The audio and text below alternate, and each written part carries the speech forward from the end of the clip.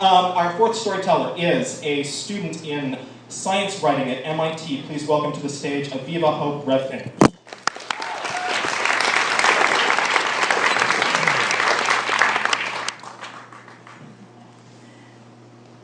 All right. When some people hear that I'm a graduate student at MIT, they think I must be doing huge, world-changing stuff, inventing the next internet, curing a disease, building the robot that'll eventually take all of your jobs. But me, I spent all my time in graduate school obsessing over one man who most people have never even heard of.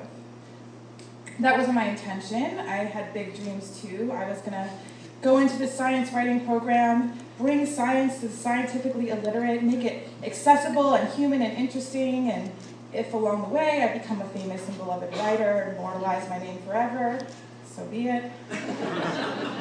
I'm especially interested in kind of weird, offbeat inventions. I wanted to do my thesis in the beginning on this thing called sensory substitution, which is this really elegant idea that we can build devices that actually change the way our senses take in information and thereby change the way that our brain perceives the world. And that sounds kind of far out, and some of it is, like there's these weirdos who implant magnets under their fingertips to try to feel the fields of the earth. But there's simple examples too. Sign language even is a kind of sensory substitution, taking something that's usually auditory and making it visual, or braille, where you take something that you usually see and turn it into touch. But the woman who runs my program is kind of old school and wasn't convinced that this was real science so much as some kind of singularity bullshit that I dreamed up one night. And she told me I had to go to the library and find some evidence. So I spent a bunch of Saturdays paging through books, dozens of scientific articles, doing that old kind of Wikipedia trick where you look at the citations and you just figure out where to go next from there. And I realized I keep seeing this kind of exotic name, Aviva. Bach-Y-Vita, like two names, And I'm like, man, who is this guy? He's everywhere. So I welcome a distraction. I do what people of my generation have been taught to do, start Googling him like crazy to figure it out. And I find all these newspaper articles from like the late 90s, early 2000s. And they describe him as unique and innovative and visionary. And he's building this, he's the father of the field, and he's building this kind of magnum opus device that's like an electric lollipop.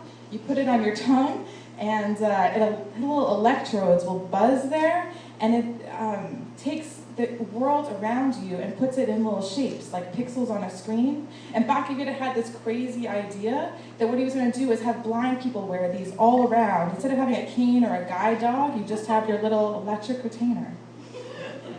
And every article says, oh, this is coming out really soon, but it didn't. Of course it didn't. I feel like I would have heard of blind people walking around with this in their mouth. And in fact, as I'm reading, I realize Aviva kind of just disappears from public memory after like 2003. I mean, first of all, I can't even figure out if he was born in America or Mexico, because all the articles are mixing it up. I find his company website, which is totally stark, barely even mentions his name. I called the University of Wisconsin-Madison, where he worked for the last 23 years of his life, and asked them if they have anything on file, and they just sent me a single obituary. Okay. But now I'm fixated, right? This is a curiosity that doesn't care about getting actual work done. I start emailing his colleagues, demanding to know where this man is and what happened. One guy finally responds to me. He says, you should call Aviva's widow. Here's her cell phone number. That's when I start getting nervous. Like being a reporter is just being really fucking nosy. And I put it up for days because I'm having these dreams. I call Esther up and she yells at me in Spanish, like, leave me alone. Why are you demanding to know about my dead husband? But I do call her because I'm brave and also because my advisor wanted to see that I was doing something.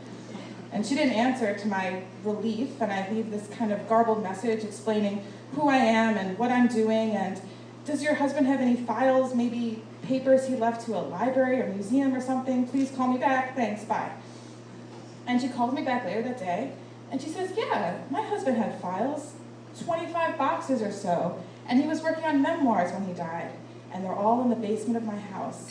And she says, if you're ever in Wisconsin, you should come stay with me, and I'll let you see them.